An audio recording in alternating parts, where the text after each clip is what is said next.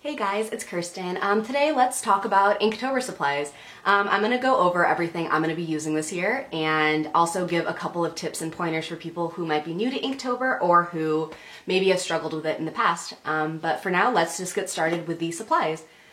This year, the way I'm approaching Inktober is inking my drawings and then adding tone with ink washes. That means essentially that I'm going to be watering down ink that I buy and using it like watercolors, mostly black ink, but I might throw in some colors as well. This is different than last year, or last 2 years actually, where I used Copic markers. So this year it's going to be a little more traditional with my inking. And I chose this simply because I have a very bad tendency to hoard my art supplies, and I realized I had a ton of ink in my collection already and I wanted to use some of it because I didn't want it to go to waste. So with the exception of a couple things, I actually didn't buy anything new this year. I'm just working my way through supplies I already have. But let's get started with paper.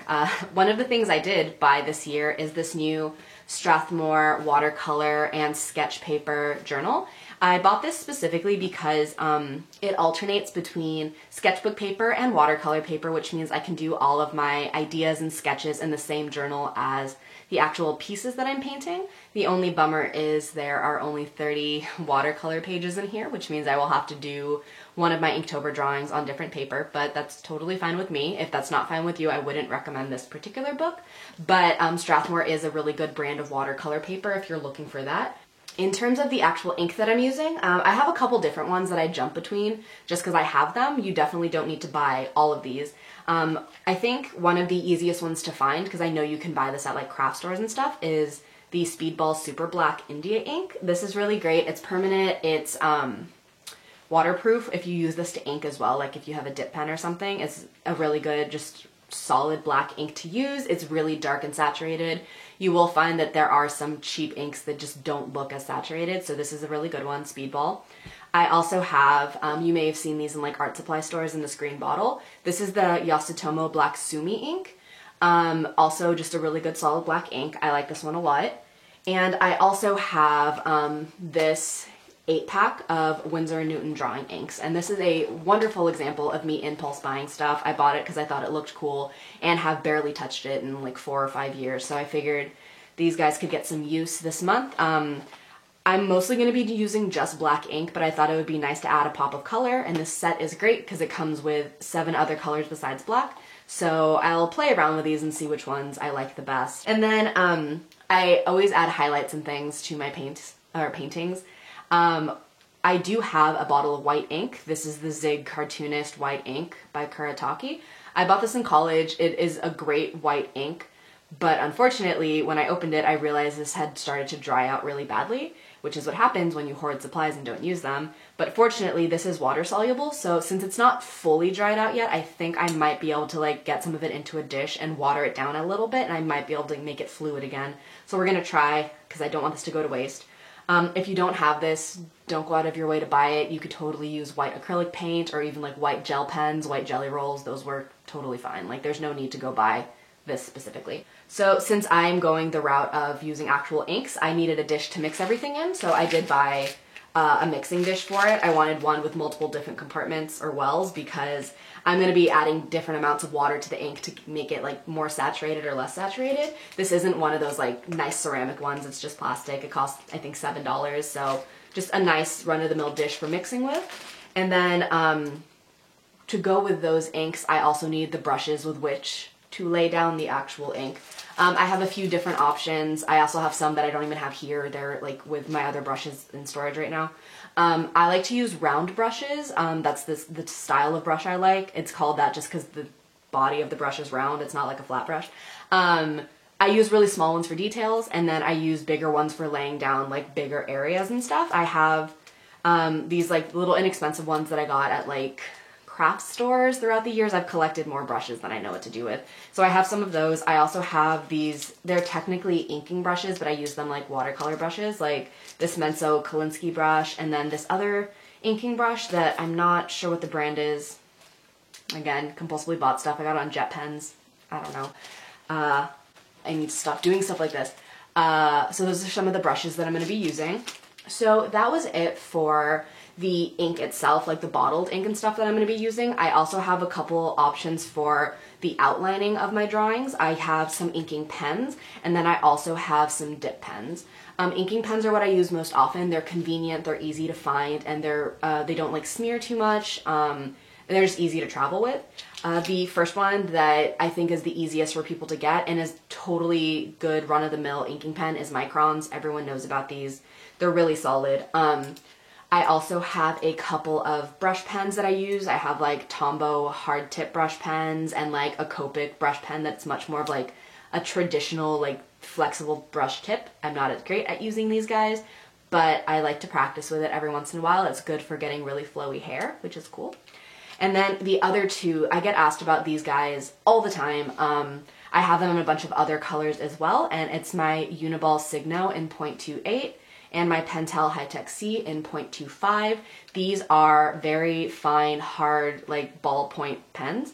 These are awesome for getting really fine lines. So if I want a drawing where I want very delicate inking, these are great for that. But please keep in mind, if you use these, at least this one, the Hi-Tech C, not waterproof. So if you were going to use this in conjunction with watercolors or ink washes or something like that, do not do this first. Do all of your washes, let it dry completely, and then put the ink on top, because if you don't, it's going to bleed everywhere and ruin your drawing. So just keep that in mind. These are also more expensive than Micron's. The other option, if you want to try something that's a little more difficult but you get better line variation, there are dip pens. And if you don't know what a dip pen is, it is when you have a pen body and then you have various tips that go with it. I don't know if you can see that.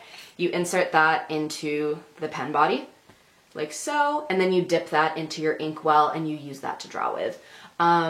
These are awesome. This is kind of like what traditional cartoonists use, and it's because the way the pens are shaped, when you press down you get thicker lines, when you're light-handed you get thin lines. You can get beautiful line variation with like a single tip. However, these are what I would consider a little bit more of an advanced tool. We had like entire classes for these in college because one, you do have to like experiment with a lot of different tips to find out which ones you like. Two, they dry much slower than like Microns do, which means it's really easy to accidentally smear it if you run your hand across the drawing. And it just ends up being a little bit more of a difficult, like you have to think about what direction you draw in and like what parts you draw first so you don't like smudge the whole thing. So while I totally recommend people learning to use pens like this because you can get awesome lines with them, if you're not familiar with them, I probably wouldn't use them for Inktober because it's already like a complicated enough thing without making your life more difficult. So maybe save this one if you've never used them before. All right, so that's it for the supplies, and now I just want to talk for a couple minutes about doing Inktober itself. If you're not familiar with Inktober, it's weird that you've watched this whole video without knowing, but Inktober is a monthly drawing challenge that happens every October. It's where you're challenged to do a drawing in ink every single day for the month of October. It's different than the other super popular drawing challenge, which is Drawloween, which is also a monthly drawing challenge, but you don't have to use ink. That one is just drawing every single day. Inktober, I think it started on Instagram. I don't know. It's everywhere now. There's an official Inktober page and like an official Inktober prompt list, but it's something that's completely ballooned and gotten really popular. And there's a bunch of different people who come up with prompt lists and a bunch of different ways you can approach it. So it can be a little overwhelming to jump into it if you've never done it before. If you don't draw every single day, it can be a little overwhelming to have to suddenly produce a full drawing every single day. And so I think it's really important for people to look at it as a way to improve and not as something to beat yourself up about if you can't do it. Because one of the biggest comments I get this time of year is, oh, I sucked at this last year, I failed at it last year because I couldn't finish it. And I think that's not a super healthy way to look at it. I think you really need to look at it as a way to push your art and to improve, and not as a sign that you're a failure because you couldn't dish out 31 drawings in a row. Like, that's a lot. That's a real big challenge. So here's a couple things that might make it a little bit easier for you to get through the month. The first one is, I think personally, like, you should really embrace the prompt lists that are out there. Even if you don't like the official Inktober one, there are a bajillion different ones out there from a million different artists. I did one last year. I did do one this year, which I will link to if you want to use that one. But I think prompt lists are great because it gives you inspiration and it gives you ideas, so you're not jumping in blind every day. Like, you have something that kind of gets the creative juices going, and don't feel obligated to stick to just one. If you like a couple of them, pick and choose the ones you like. Like, you don't, there's no like Inktober police who's going to come to your door and tell you that you are doing something wrong or right. It's really about you figuring out what works for you and having fun with it. So embrace the prompt list, you know, like, make your life a little bit easier, and don't feel like you have to come up with your own ideas every single day. Like, that's absolutely not necessary. One thing that some people do is they will pre-plan their drawings in advance. That's not cheating. Like, it's totally okay to like do sketches in advance, at least like a thumbnail, so you know what you want to do before, you know, before you actually get to it. That way you're not completely lost on what to draw and sitting there for, you know, 20 minutes trying to figure it out. So make your life easier. And some people even do some of their drawings in advance. Spoiler alert, I probably will too, because I need to get these printed into a book by mid-November, and if I wait until November 1st, it's not gonna come in time. So some people do them in advance when they have time. If you have a free day where you can do 3 of them and then you're busy the rest of the week, that's fine too. I think the next thing that's really important is use tools that you're comfortable with. Like I said already, it's challenging to do this many drawings in a row. Don't make it harder by trying to learn new tools in the middle of that. Like, use what you're comfortable with. I've even had people ask, like, is it okay if I do this digitally? I mean, technically, traditionally it's done in ink, but like, do whatever you want. Do what makes you feel good and what you have fun doing. Like, why are you gonna pick up a new medium you don't even like just for the sake of it? Like, draw it in the way that makes you happy. Another thing that I see happen a lot is that as Inktober has gotten more popular over the years, a lot of artists push themselves to do more and more every single year. You know, not just like a simple drawing, like these very complex illustrations, which is awesome.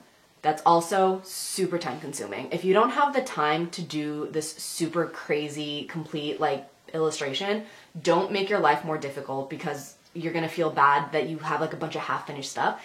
It's okay to do something simple. I know it's really easy to get influenced by all the stuff you see on your feed. It's okay to do a simple drawing if you do it well and you're happy with it. So don't feel like you have to do something crazy every single day if your time doesn't allow for it, you know what I mean? Like, don't let this take over your life for the entire month of October. Just have it be a part of your day. And I definitely think the most important thing is to make sure you give yourself a break with this.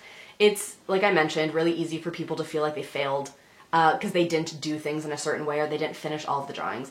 I know plenty of artists who finish their Inktober drawings in November. Like, it doesn't have to be, like I said, like, there's no hard and fast rules, really. It really should be about your own journey, and really consider the fact that you should really be doing this for yourself, not for other people. And I'm going to repeat that.